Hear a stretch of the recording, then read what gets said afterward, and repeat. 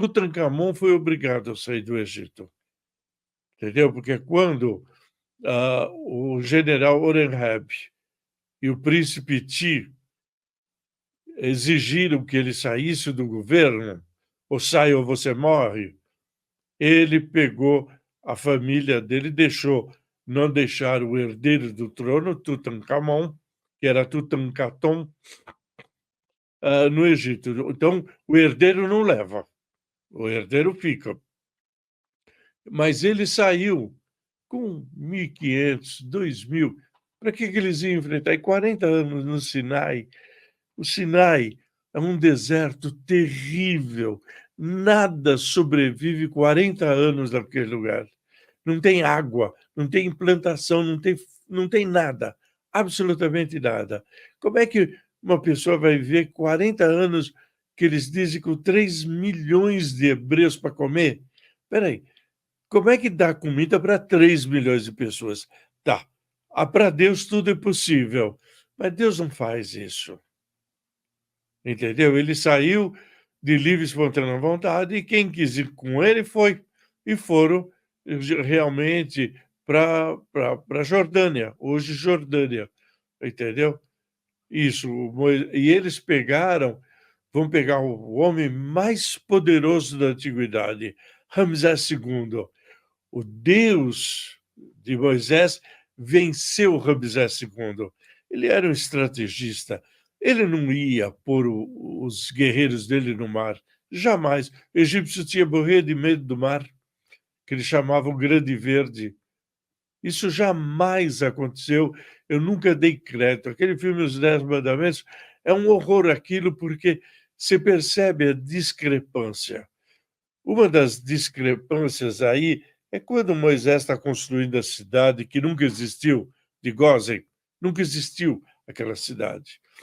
E o faraó, né, Sete I, pai de Ramsés II, ele vai até a obra. Então, quando o faraó chegava, ele se jogava no chão, eles punham a testa no chão. Ninguém se atrevia a olhar para um faraó, para uma rainha do Egito. Entendeu?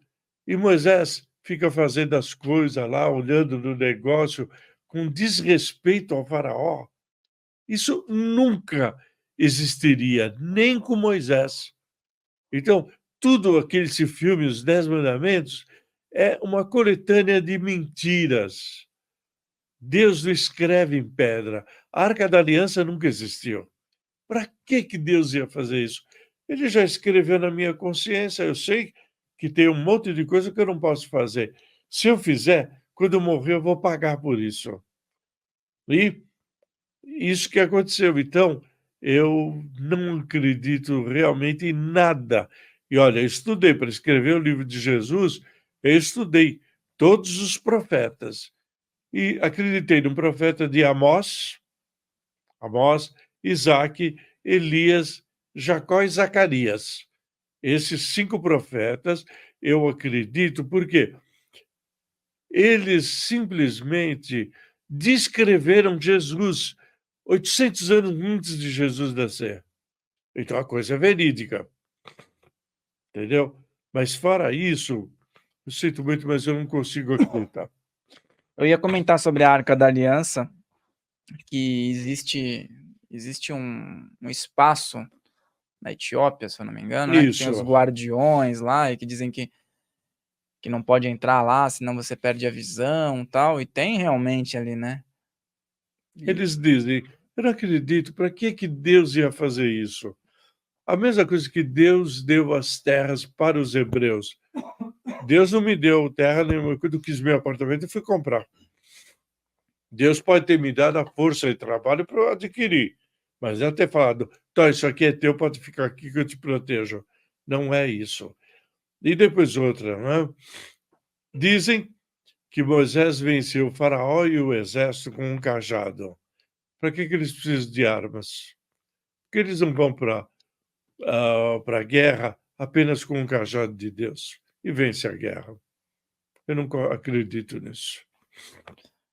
Maravilha. Estão perguntando aqui nos comentários se só com o livro é possível realizar o oráculo.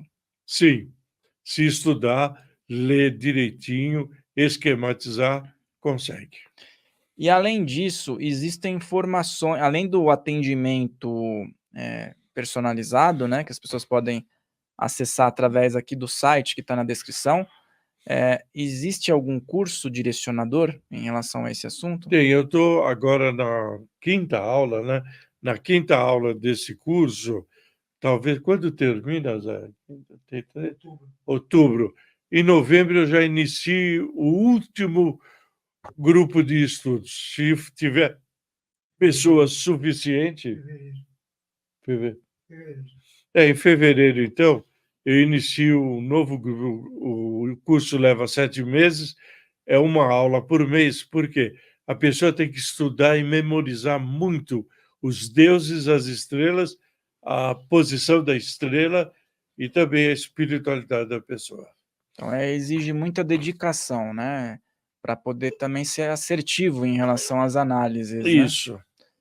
E antes da gente entrar aqui na questão do budismo, né? Para a gente poder dar uma ampassã nessa parte da sua trajetória, eu vou ler mais uma pergunta que tinham colocado aqui, que é só para a gente finalizar a questão do oráculo aí, pessoal poder ter uma degustação e assim, pessoal, isso aqui é uma parte só. A análise completa também você pode acessar na descrição para agendar um horário com o Gilberto. O Anderson Leite disse de 27/2/81. Ele disse que tudo que ele fez deu errado na vida. Sempre começa a melhorar, acidentes e mortes acabam com tudo. Poderia comentar se existe algum karma e a vida amorosa também está travada. Tem uma maldição nas duas famílias, do seu pai e da sua mãe. Tem que tirar essa maldição. Só que aí eu tenho que montar a sua cabala, saber de onde veio essa maldição e o que você tem que fazer para acabar com ela. Porque não era, pela sua cabala pessoal, não era para isso estar acontecendo de hipótese alguma. Então, às vezes, a situação ela não é uma responsabilidade do que a pessoa gerou. Não, não é. Como ser individual, vamos dizer assim. Exatamente. Então, aí a gente pode entrar agora nessa questão do budismo, né? Essa questão da ancestralidade, e o budismo é muito forte na tua vida, né? A gente veio falar sobre cabala egípcia, mas eu sempre vejo que a tua base é o budismo mesmo, né? E qual é a vertente do budismo que... É uma vertente do budismo Mahayana dentro da linguagem Nyingma. Então, é um budismo, eu peguei muitas coisas do budismo japonês, da Shingon, do Mikyo, e criei um método budista para resolver exatamente essas coisas da vida desse rapaz, esse Anderson. Com o budismo também se resolve. Então, o meu budismo é um budismo único. Eu tenho um mestre no Japão que me passa informações, eu tenho dúvida, eu pergunto para ele me responde, ele fala bem o português e o castelhano, então dá para se entender. A minha vertente budista é uma vertente de cura da vida da pessoa. E esse é o grande objetivo do budismo, é curar a vida da pessoa, da família, consequentemente, né? Eu me curando, eu curo meus pais, meus filhos e meus netos. Então, os problemas que eu enfrentei na vida, meus filhos e meus netos não enfrentarão jamais. Porque você garante que acabe ali. Exatamente. E o budismo, a gente está falando sobre... Você teve experiências em várias vertentes espirituais. Quando que o budismo entrou na sua vida e começou a ser o carro-chefe dela? Olha, eu sou filho de imigrantes europeus, né? E vieram em porão de navio, fugir das duas famílias, do meu pai e da minha mãe. E quando chegou aqui no Brasil, completamente sem nada.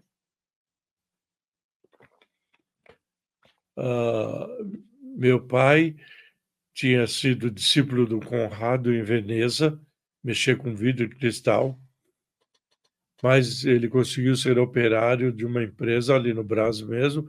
Morávamos num cortiço e minha mãe lavava a roupa para fora, para sustentar, e muitas vezes passava comida. Então, minha vida era exatamente isso, de altos e baixos. E eu sofria de dislexia, por falta de alimentação na infância. A família, nós nunca contamos isso para a família, né? Nunca passamos para frente. E eu, em 1972, eu estava novamente desempregado. Para poder comer, eu fazia faxina nos apartamentos do prédio onde eu morava, faxinava 12, 13 apartamentos por semana, e eu fui cumprir mais uma promessa da igreja de São Judas para conseguir um emprego. Não importa, eu preciso ganhar. No ônibus, voltando, eu morava na Praça da República. Retornando, sentou do meu lado no ônibus o senhor japonês, que quando o ônibus chegou na Praça da Árvore, ele falou para mim: desce comigo, que você está com um problema, eu vou resolver a sua vida.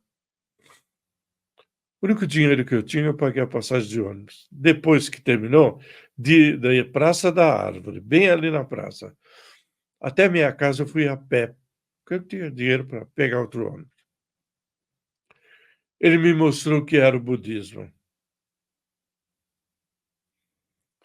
O material tinha que vir do Japão, que custava na época $250, que ninguém falava em dólar, ninguém comprava dólar. E eu falei para ele: não tenho como pagar $250 no material budista. Ele disse: eu sei, eu vou mandar vir, eu sei que você vai me pagar, você é honesto, você vai pagar, eu vou mandar vir. Quando chegou, um domingo inteiro eu fiquei na casa dele e ele me ensinando os mantras, os mudras e como mudar o meu interior. Aí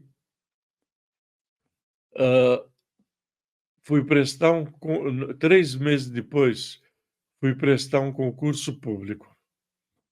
Não tinha estudado porque não tinha cabeça nem para estudar. Passei em 9º lugar. Aí fui nomeado em setembro. Tomei posse em setembro. Aí quando foi em janeiro, o chefe que eu trabalhava, ele foi promovido, me levou com ele como assistente. A partir daí, minha vida só cresceu, só subiu. Primeira coisa que eu fiz foi comprar uma casa na Moca para minha mãe, que é onde italiano ficava, né? Entendeu? E de lá para cá, eu não tive quedas na vida. Eu brigo, eu luto, e o meu budismo me ensinou a ser um vencedor, jamais um sobrevivente.